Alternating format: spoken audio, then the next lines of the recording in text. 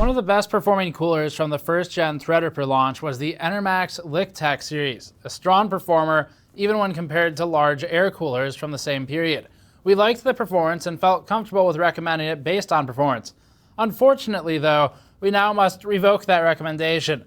The review process never allows for long-term looks at things. And now we're back for a revisit of over a dozen Enermax Liqtech coolers, 14 to 16 of them, to see how they've aged since launch. Enermax has already been replacing coolers for free, though charging shipping, but they say they're not, which we think charging shipping is wrong for a broken product, so Enermax knows there's an issue. There hasn't been a formal recall yet, but after our experience with these coolers, maybe there should be one. Before that, this video is brought to you by PowerColor and the RX 5700 Red Dragon. When we reviewed the Red Dragon variant of the RX 5700 non-XT, we found it to be capable of strong noise-normalized performance with good thermal characteristics. The Red Dragon's dual V-BIOS gives options for further tuning and profiling with a price point close to reference despite the significantly improved cooler.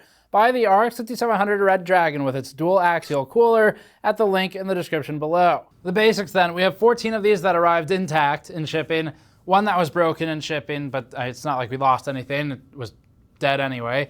And then we have 2 that we had locally for our reviews originally, and those 2 are interesting because they haven't really been used. The other 15 of these, including the broken one, were used in actual systems in real environments, as opposed to review units where they get reviewed for performance, then they're put on a shelf and they're pulled out every now and then for a couple of days of work.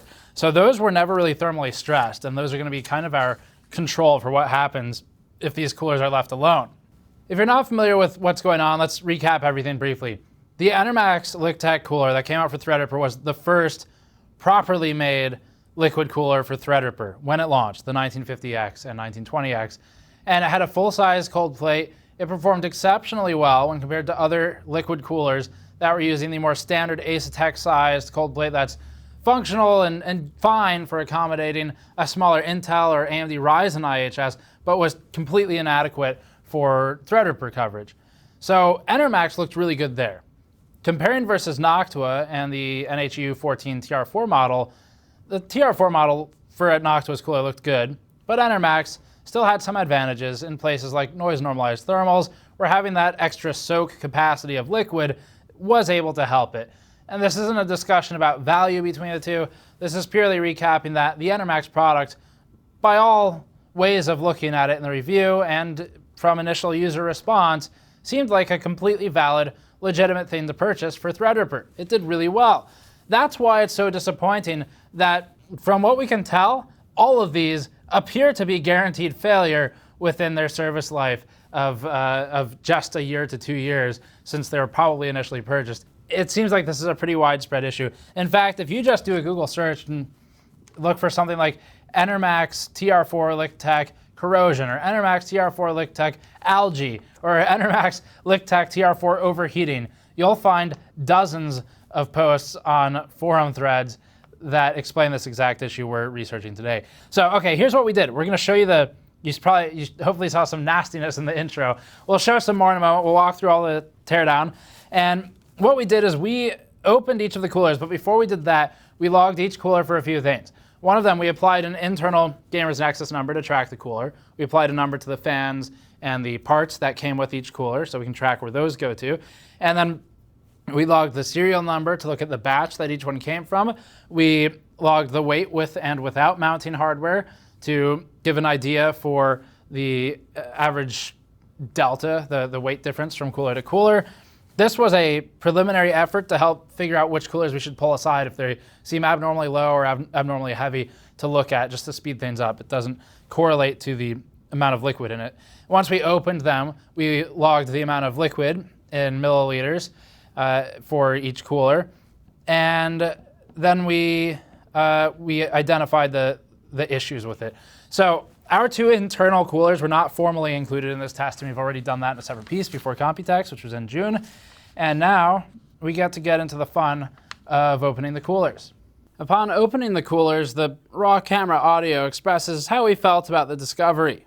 It's just spray. Ew. These coolers are disgusting. We previously opened our own and found corrosion and degradation of the gasket that rests atop the cold plate microfins, But prior to this, we had replaced the liquid in our main cooler with distilled water and a biocide. The other one had never really been used, so it wasn't stressed at all. This is what saved us, we think, from the degradation that others have reported online. Typically after about a year of use from looking around, after some viewers reached out to us, we were able to obtain about 14 coolers, maybe 15, to autopsy, though we're not biologists, so we would need to hire a biology lab if we wanted to confirm what it was inside of the coolers. This part, some of it, looks like algae, but it could also just be some kind of other byproduct of chemistry within the loop. We have no idea if it's algae or isn't, but it does kind of look like it. Only 2 of the coolers we received actually worked reliably. The rest typically were successful in getting the pump spinning, but then would whine and overheat while idle in BIOS or at desktop. This is because of the intense clogging underneath, and that's ultimately what really matters. Let's time-lapse some of the coolers that we took apart, and then maybe we'll slow down when we get to the truly nasty parts. Fair warning, if you're eating while watching this video, you might want to take a break from eating for a moment. Every cooler was completely disassembled, including disassembly of the pump block housing and the microfin housing.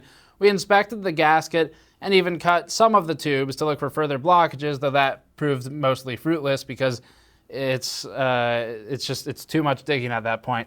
It's not really going to be successful.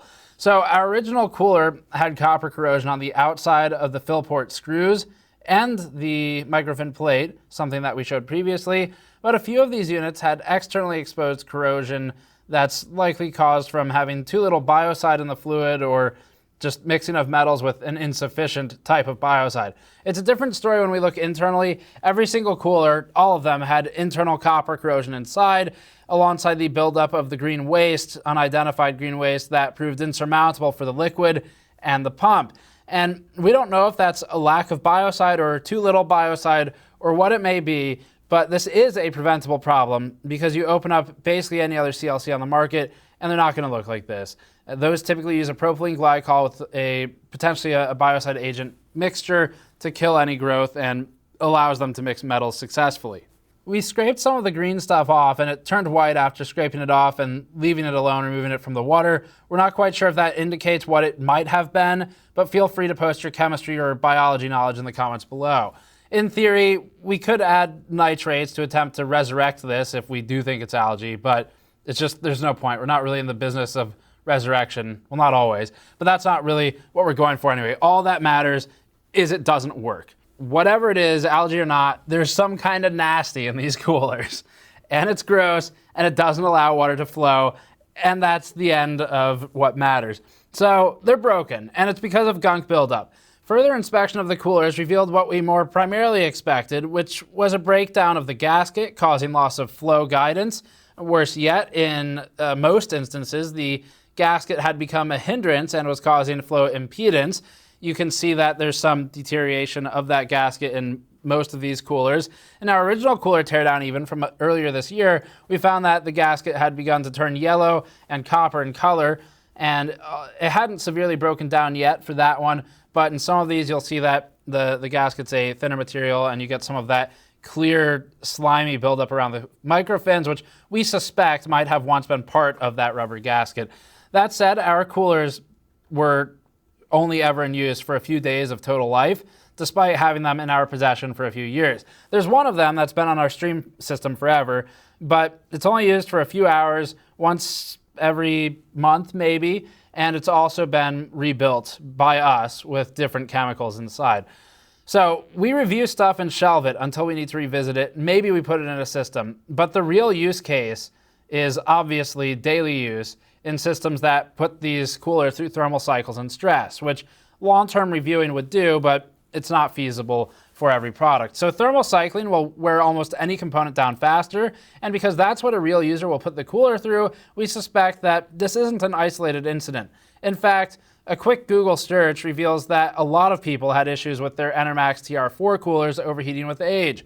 This is probably why. All you have to do is search for Enermax TR4 Liqtech corrosion, and you'll find a whole bunch of results, some from the Anatech forums, some from the Linus Tech Tips forum, some from Reddit, and they all look similar to the 14 or so, plus or minus, that we opened here today. Again, to really emphasize this, This happened on every single unit we disassembled, just to varying degrees. The unit where we had replaced the coolant with our own mixture fared the best, despite still having some corrosion issues, but it really wasn't terrible. Everything that saw actual use, though, was ruined. We found solid chunks of buildup forming in the entry and exit ports of the pump block housing, with the pump chamber floor browning pretty heavily. A thin layer of staining and corrosion is okay for copper, but this isn't thin. Or a layer. It's multiple of them, and it's quite thick. It's more like a mountain of gunk that clogs itself into the inlets, the outlets, the microfins, the pump housing. What we don't know is how much of it may have been sucked through the radiator or clogged in the tubes. It's kind of hard to inspect those. When we measured how much fluid each cooler contained, and we'll go more exact on the numbers in a moment, we found chunks of rock-like toughness varying in color from white to dark brown. The green growth turned white as it was removed and left to dry, and it makes sense if Enermax didn't use a biocide or the right mixture of water and glycol or whatever they're doing, that some of this may happen. There's metals mixed in here, and you need to use the right liquid mixture to prevent any kind of what's going on here. We separately noticed paint chipping off readily internally for some of the units, something that we also spotted online in a couple of Google images when looking for the Liqtech TR4 corrosion search phrase. The paint is weakening with time and easily comes off on first contact for some of the coolers. So this is kind of a more minor issue than the rest because it's not working anyway. And once you've got a screwdriver in there to scrape it off, you might as well just get a new cooler to begin with. Ultimately, we think that the gunk in the coolers is a combination of a few things. One, there's probably some pieces of gasket deteriorating and ending up built up around the microfins. It looks like that's what it is. The gaskets do wear down. So that makes sense. Two, there might be some sort of external sealant working its way in over time. We're not sure if that's happening here. This is speculation, but we've seen or heard of things like that in the past where some of the sealants used around the connection points, the junctions for the tubes and the barbs, can work their way in, but we don't know if that's happening here. And third, corrosion is likely causing some buildup over time and layering as well, which is why that's a bit more confirmed. You can see the corrosion. Coolant color seemed variable. We weren't able to firmly correlate a liquid cooler color with any particular performance or deterioration characteristics. Coolant colors ranged from nearly clear to dark yellow and brown. We should note that propylene glycol mixtures are often colorized. They're often green. Sometimes they're purple in Cooler Master's case, so this doesn't really indicate anything. What is important is that there was matter floating around in the water each time we emptied a cooler. The non-functioning coolers had severe blockages that caused impedance, whereas the two functional units had not yet begun to build up serious material, but they were probably on their way. We noticed that the two functional units were from the same batch, for what it's worth. They both ended in serial code number 50032 and 50036, so if serial, then they should be 4 units apart. That said, we also had units in the numbers 50031 and 50033, and those two failed. So this, again, might not correlate with findings in any meaningful way. We're 50-50 there on that batch. Getting into our list of serial numbers, we had coolers from grouping 17 and 18, but given that we don't know how Enermax's serial numbers work, companies will obfuscate these so you can't tell exactly how many they sell. We can't firmly state when the numbers roll over. The serial numbers are likely split into groups later in the coding, as we have units with the last 6 digits identified as 4500, 4503, 4811, and 4814. The weight range without fans or hardware was close to 3 pounds, or about 1.36 kilograms. The weight without the hardware mattered more to us. We measured a maximum weight of 1367.9 grams out of all the coolers, noting that this obviously includes unknown variants of the metal and radiator, and a minimum weight of 971 grams for a notable reduction. A standard deviation was plotted of 90.8 grams. As for liquid volume, it didn't correlate with the cooler's ability to keep temperatures below TJ max. Only 2 coolers could do this, and those measured at 170 milliliters and 180 milliliters of fluid, and were the only 2 that were functional out of all of these. These were thermally tested at load and found to still be good for cooling performance. The others all failed thermal testing, and their volume ranged from 150 milliliters to 185 milliliters, and then performance was basically nothing. They were overheating often in BIOS or at desktop. The unit that weighed the least overall didn't have the least fluid, so the variance for the radiator, the pump, and the tubing weight is too wide to be useful for determining if permeation or water loss is occurring simply from weighing the cooler.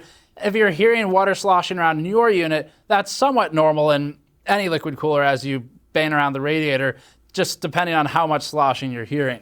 The reason these units we tested don't cool isn't because of liquid loss. There's plenty of liquid in pretty much all of these, but it's instead because of the impedance by blockages and gunk buildup. Enermax says its issue is a vacuum seal that was improperly sized. Enermax claims that the vacuum seal it used for the initial TR4 Liqtech coolers was built for Intel coolers of the same family, but with much smaller cooling capacity, smaller cold plated, everything else. We don't really have a way to validate or invalidate that statement, but that was their explanation to us at Computex.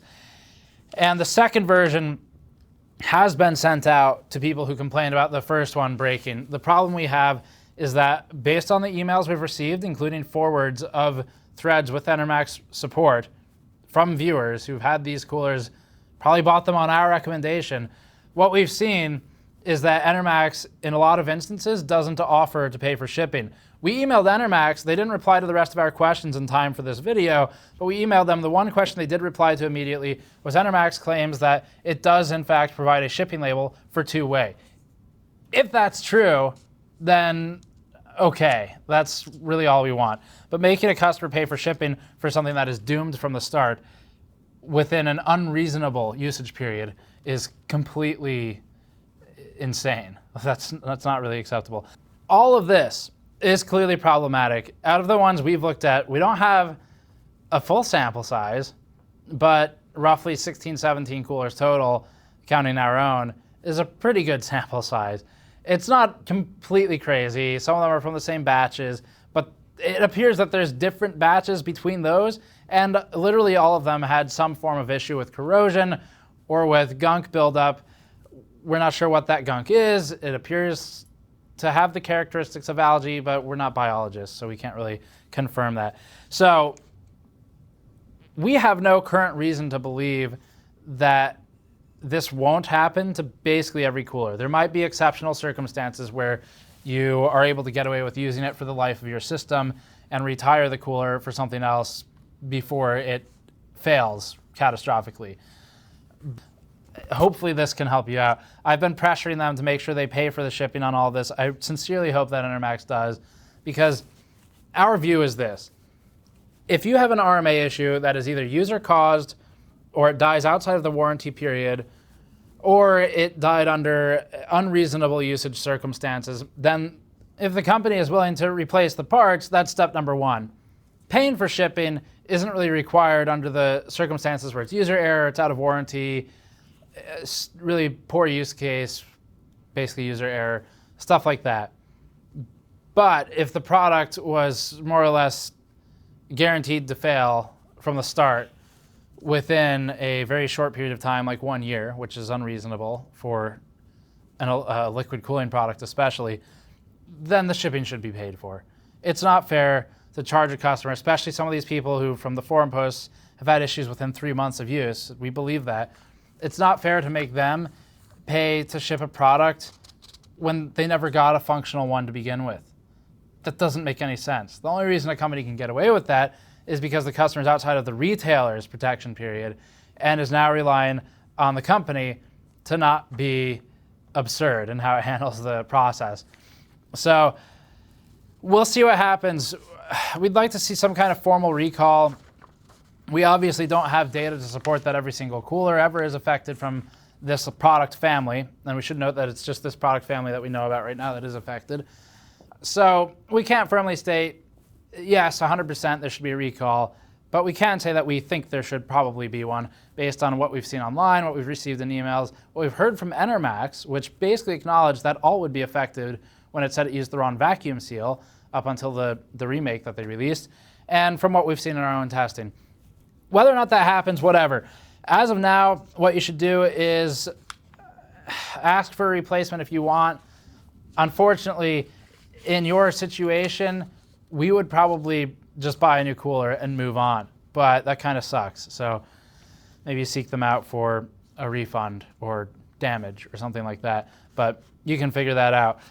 We can, though, formally revoke our recommendation of the coolers. It's very unfortunate that this is the way that they performed after having such good performance initially, but it's not a good product anymore. So also, as for the rest, we'll hopefully have a follow-up after Enermax responds to us. As for all of the radiators we've collected from this process, well, we'll keep them for a bit to maybe do some radiator variation testing just for fun.